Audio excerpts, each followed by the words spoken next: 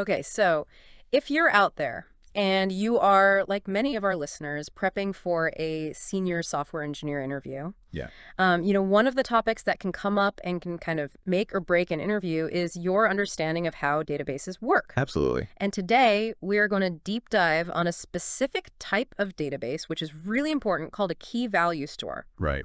And the reason this is so important is that even if you're not going to be building a key value store from scratch, Mm-hmm. just understanding these core principles and how it works and the trade-offs Yeah. really helps you understand how lots of databases work at a deeper level. For sure. And that deeper level understanding really shows in an interview. Totally. And not only that, it'll help you be a better engineer throughout your career. Yeah, so by the end of this deep dive, what we really want to do is we want you to feel comfortable Yeah. explaining how a basic key value store could be built. Right. And then even more importantly, what are the optimizations that we can do to it to make it actually scale and make it performant? Yeah.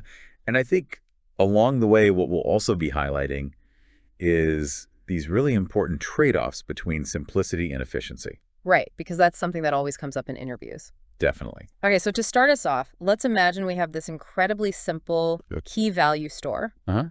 And we're going to implement it with just two bash functions Okay. called dbset and dbzit. Mm. dbset is going to be super simple. It's just going to take a key and a value, Okay. stick those together with like a comma, separate them, and append it to a file. Right. Super simple. Like that's as simple as it gets to write data. Yeah.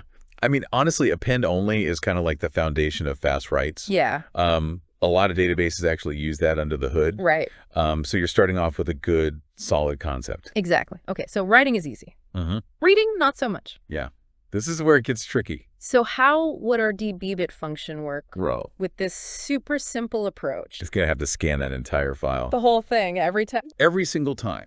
Starting from the beginning, going line by line. Checking if the line starts with the key you're searching for. Okay. And if it finds multiple matches, it's going to have to return the very last one. So obviously that's not going to scale, Not at all. especially when you have a lot of data. Right. Like the bigger your data set gets, Right. the longer it's going to take to read even a single value. Yeah.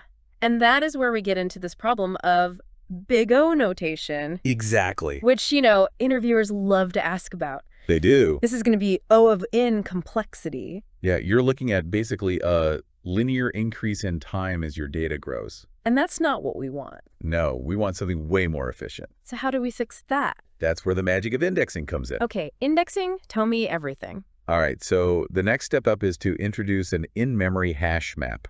Okay. Think of this as like a super fast directory that lives in your computer's RAM. Okay, I like that analogy, a directory, like a lookup table. Exactly. And the keys in this hash map are the same keys that you're storing in your log file. Okay. But instead of storing the value itself, Mm-hmm. the hash map stores the byte offset of where that key value pair lives in the log file. Okay, so it's like instead of having all the data in the directory, it's just pointing to where it is in the big file. Yeah, exactly. Okay, I got it. So now when you want to retrieve a value, Yeah. you don't have to scan that whole file anymore. Ah, Okay, you just do a quick lookup in this in-memory hash map. nice. You get the address of your data, and then you can go directly to that spot in the log file and read it. That's way faster. Right. So it's like two parallel structures. You have the log file, which just keeps growing, and then you have this in-memory table, Right. which is storing the keys and the pointer. Exactly. That makes a lot of sense. And that brings our read complexity down from O of n to typically O of 1 on average. Okay, that's a huge improvement. A massive improvement. So essentially, every time we use our dbset function, we add the new data to the log file, but at the same time, we update our in-memory hash map with the new key and where it is in the file. Precisely. You're keeping them in sync. Okay. So now you have this combo of append-only log for really efficient writes and this in-memory hash map for super fast lookups. Got it. And this is actually a really powerful approach. I mean, there are production-ready storage engines out there like Bitcask, Oh, wow. which are built on this exact principle, and they can achieve really impressive performance. That's so cool. Okay, so we've solved the read problem, To a certain extent. but it seems like there's a big limitation here. There is. This entire hash map that we're talking about, this directory lives in RAM. Yeah. What happens when the number of keys gets really big? That is the fundamental limitation of this approach. Okay. It works best when all your keys can fit in RAM. Yeah. So, like, can't we just use a bigger server with tons of RAM? Well, you can scale up to a certain point, Right. but RAM gets really expensive. And you're still bound by the physical limitations of a single machine. Right. So this approach really shines in scenarios where you have a lot of updates, but to a relatively small set of keys. Okay. Like, think about keeping track of user sessions on a website. Okay. Yeah. We have lots of updates as users interact, but the total number of active users is usually manageable. Right. You're not going to have billions of users all at once. Right, exactly. Active on your website. Exactly. Okay, so that makes sense. Yeah. So we have fast writes, we have fast reads, assuming our keys fit in memory. Right. But there's another problem that I'm thinking of. Mm-hmm. That log file that we're appending to, it just keeps growing and growing and growing. Forever. Forever. That's right. So won't we eventually run out of disk space? Oh, absolutely. All right. And even if you don't run out of space, Yeah. managing a huge log file can get really messy. Yeah, totally. How do we deal with that? All right, so to address that, we bring in two new concepts, segmentation and compaction. Okay, segmentation, that sounds kind of like what we do with memory. It's a similar idea. Okay. So instead of having one massive log file, Uh-huh. we break it up into smaller segments. Yeah, okay. And when a segment reaches a certain size, Right. we just close it off and start writing to a new one. That makes sense. So it's like instead of having a giant notebook, you're Yeah. breaking it up into smaller notebooks. Exactly. Okay, that makes sense. Makes it much easier to manage. But what about duplicate keys? Yes, that's where compaction comes in. Okay. So imagine you have this background process Yeah. that periodically looks at one of these segments, Uh-huh. and it goes through all the entries, and for every key, Oh, it keeps only the most recent value. right. All the older values for that same key get thrown away, Okay. and it writes all this nice cleaned up data into a new compact segment file. So it's like tidying up, you're Interesting. getting rid of all the old stuff you don't need anymore. That's a great analogy. And so by doing this, we're saving disk space. Definitely. But we're also improving read performance because now, even if the key is not in the in-memory index, Right. we have less data to look through if we have to go to disk. Precisely, you're reducing the search space. Got it. Okay, so we're segmenting the log and we're compacting it, but what happens when we have a ton of these compacted segments? Good question. You're thinking ahead. I'm trying. So the next level of optimization is segment merging. Okay. We take multiple of these compacted segments and we merge them together into one bigger segment. Okay. And during this merging, if we see the same key in multiple segments, Uh-huh. we again just keep the most recent value. Okay, so it's like a super compaction that's Okay. happening across multiple segments. You got it. Okay. And this has a few really nice benefits. Okay, tell me. First, it reduces the total number of files even further. Okay. Less files is good. Always good for management. Right. Second, it improves read performance even more. Yeah. Because now, to find a key, you might only have to check a handful of segments. Yeah. And third, this is really cool, the data in these merged segments can often be sorted by key, Oh, wow. which opens up possibilities for more advanced indexing strategies down the line. Oh, that's cool. So basically, we're constantly cleaning up and organizing our data Right. so that it's always as efficient as possible. Exactly. It's like an ongoing garbage collection and defragmentation process. I love that analogy. Okay, so far so good. Right. We've covered the basic concepts, but I know that in the real world, Yeah. building a production-ready system, Mm-hmm. there are all sorts of practical considerations That's right. that we need to think about. Absolutely. So what are some of those things? Well, first of all, that simple comma-separated text format we talked about, Yeah. it's not very practical for a real system. Okay, why not? It's slow to parse, and you have to deal with escaping special characters. Okay.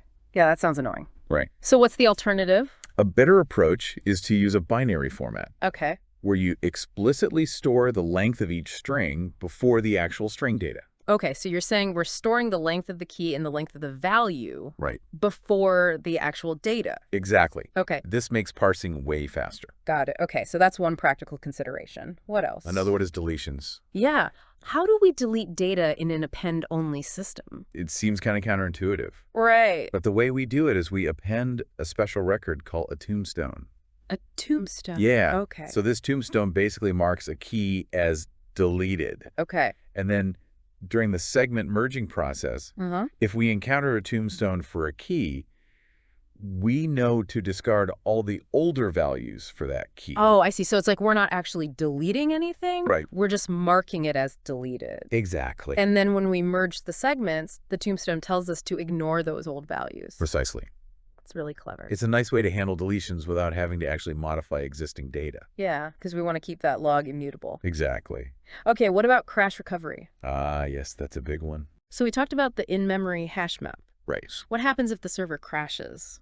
Well, if the server crashes, we lose that in-memory hash map. The whole thing. It's gone. That's bad. Yeah. It means we have to rebuild it from scratch by reading all the segment files again. Oh, that sounds slow. It can be very time-consuming. So how do we avoid that? Well, a common strategy is to periodically save snapshots of the hash map to disk. Okay. So every so often, we write the current state of the hash map to a separate file. Okay. And then if the server crashes, we can just reload that snapshot. Oh, I see. Much faster than rereading the whole log. Yeah, that's much better. Okay, so that takes care of the hash map. What about the log itself? Right. So another potential issue is partially written records. Okay. Like what happens if the system crashes in the middle of writing a new entry to the log? Yeah, that could corrupt the data. Exactly. Yeah. So to deal with that, we use checksums. Checksums. Okay. Yeah. So for every record in the log, we calculate a checksum, Okay. which is like a unique fingerprint of that data. Right. And then when we read the log, we verify the checksum. Mm-hmm. If the checksum doesn't match,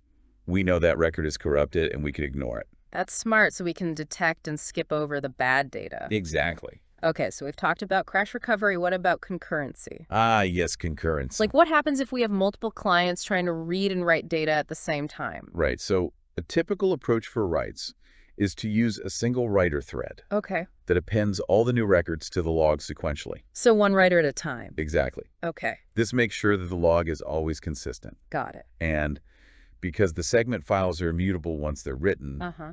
we can have multiple threads reading from them concurrently without any problems. Okay, so reads can happen in parallel, Exactly. but writes have to happen one at a time. Right. That makes sense. Okay, so we've covered a lot of ground here. We have. We talked about append-only logs, hash map indexes, Right. segmentation, compaction, merging, checksums, Mhm. tombstones, crash recovery concurrency. It's a lot to take in. It is. But I think the key takeaway here Yeah. is that key value stores, they seem simple on the surface. Yeah, they do. But under the hood, there's a lot of clever engineering going on Absolutely. to make them fast and reliable. For sure. And I think for anyone preparing for his senior software engineer interview, Yeah.